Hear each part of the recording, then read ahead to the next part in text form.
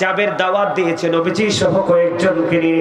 এখানে বন্ধু মুহাজির আনসার মিলে উপস্থিতি আছে প্রায় 1000। কত হাজার? 1000। রুটি মাত্র হবে 350 আটার রুটি, মাত্র 350 আটার রুটি। এবার জাবের দাওয়াত দিয়ে বাড়ির দিকে রওনা হলো, আয়োজন করবে। এবার আমার নবীজি সকলকে ডেকে ডেকে বললেন, তোমরা সবাই চলো, আজকে জাবেরের বাড়িতে দাওয়াত, তোমরা সবাই চলো। এবার বন্ধু রওনা দিলেন জাবেরের বাড়ি পর্যন্ত চলে গেলেন। কিন্তু নবীজি জাবেরকে জানিয়ে দিলেন, জাবের, আমি না যাওয়া পর্যন্ত তুমি গোস্তের পাতিলের ঢাকনা সরাইও না। ও জাবের, আমি না যাওয়া পর্যন্ত তুমি যে আপ্যায়নের জন্য রুটির খামির বানাবে, এগুলো দিয়ে তুমি রুটি বানাইও না।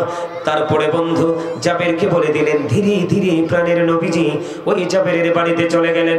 যাওয়ার পরে এবার কি করলেন, নবীজির পবিত্র জবান মোবারক থেকে একটুখানি থুথু নিক্ষেপ করে দিলেন। জোরে জোরে কন্যা সুবহানাল্লাহ। একটুখানি থুতু নিক্ষেপ করে দিলেন। এবার বন্ধু রুটি বানাচ্ছে, আবার বন্ধু গোস্তের পাতিলে দিয়ে দিলেন। এবার বন্ধু গোস্ত বেড়ে দিচ্ছে, রুটি বানিয়ে দিচ্ছে। দিতে দিতে দিতে দিতে 1000 উপস্থিতি খেয়ে ফেললো, 1000 মুহাজির আনসার খেয়ে ফেললো। ও বন্ধু, 1000 মুহাজির 1000 আনসার রুটি খেয়ে ফেললো। খাওয়ার পরেও যেমন রুটির খামির তেমন রয়ে গেল, যেমন গোস্তের পাতিল তেমনি রয়ে গেল। জোরে জোরে কন্যা সুবহানাল্লাহ। এখানে বন্ধু একটা মজার বিষয় হলো নবীজির থুতু মোবারক। এখন আপনারা আমার দেখবেন আমাদের মধ্যে অনেক মৌলবি বের হয়েছে, অনেক মানুষ বের হয়েছে, নবীকে বলে আপনার আমার মতো, বলে কি বলে না? আমরা কি এটা বিশ্বাস করব? নবীজি বলেছেন, ক্বালা আইয়ুকুম মিসলি, তোমরা কে আছো আমার মতো, তোমরা কে আছো আমার মতো? কেউ এখনো পর্যন্ত হাত তুলতে পারেনি, কারণ আমার নবীর মতো কেউ হতে পারে না। বন্ধুরে আমার, পৃথিবীর মানুষ যদি কেউ কারো উপর থুতু ফেলায় দেখবেন মারতে ধরে, বিচার বসায়, সালিশ বসায়, কিন্তু সকল মানুষ খাবে। আপনার আমার প্রাণের নবীর থুতুটা নিক্ষেপ করে দিল, এমন বরকত, এমন রহমত খাবারের মধ্যে চলে আসলো। 1000 মুহাজির আনসার খাবার খেয়ে ফেললো।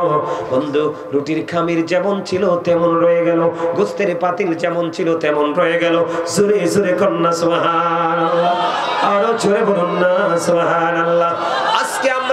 আজকে আমরা ইচ্ছে মতো খাওয়ার পরেও বন্ধু, আজকে আমরা ইচ্ছে মতো খাওয়ার পরেও তৃপ্তি আসে না। আবার ইচ্ছে মতো খাইতে গেলে খাবার পাতিলে খাবার থাকে না। কিন্তু দেখেন, দাওয়াত দিয়েছে মুষ্টিময় কয়েকজনকে, নবীজি নিয়ে গেলেন 1000 উপস্থিতি, সবাই মিলে খেয়ে ফেললো। এবং খাওয়ার পরে খাবার অবশিষ্ট রয়ে গেল। এর চেয়ে বড় নিয়ামত, এর চেয়ে বড় রহমত আর কি হতে পারে? বন্ধুরে আমার, নবীজির থুতুর কারণে, নবীজির থুতু মোবারকের কারণে খাবারের মধ্যে শুধু বরকত নয়, সাহাবাই কেরাম নবীজি যখন, রাসূল যখন, প্রাণের নবী যখন থুতু মোবারক নিক্ষেপ করত, সাহাবাই কেরাম এই থুতুটা হাতে নিয়ে নিত। হাতে নিয়ে নেওয়ার পরে তারা মুখের মধ্যে, বডির মধ্যে মেসেজ করে দিত। হাদিস শরীফের মধ্যে এসেছে বন্ধু, এই মেসেজ যখন করে দিত তাদের স্কিনটা সিল্ক হয়ে যেত। জোরে জোরে কন্যা সুবহানাল্লাহ, আর জোরে বলেন না সুবহানাল্লাহ। বন্ধুরে আমার, নবীজির একজন দাসী ছিলেন, আপনারা জানেন কিনা জানি না, উম্মে আয়মান।